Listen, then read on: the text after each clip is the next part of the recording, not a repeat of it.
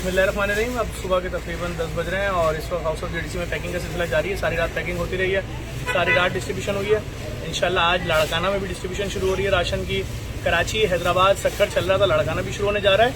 और मैं आपको दिखाता हूँ, यहाँ पर आटे के बैग हैं। दादा भाई आटा तो अलग से देंगे, इसमें मुख्तलिफ किस्म की चीज़ें हैं इसमें। और साबुन तो लाजमी रखा है हमने क्योंकि जो इस वक्त वबा चल रही है उस वजह से। और पैकेट बन रहे हैं।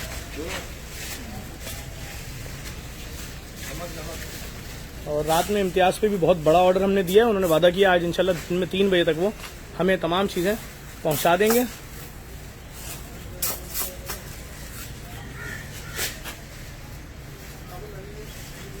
और ये सारा सिलसिला अल्हम्दुलिल्लाह जारी है यहाँ से, और 24 घंटे दिन रात जारी है।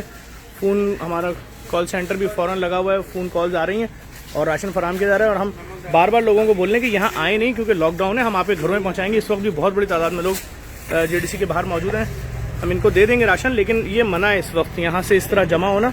और जो हजरात भी देख रहे हैं उनसे ये गुजारिश करूँगा, जेडीसी को लाजमी सपोर्ट करें इस कॉज में।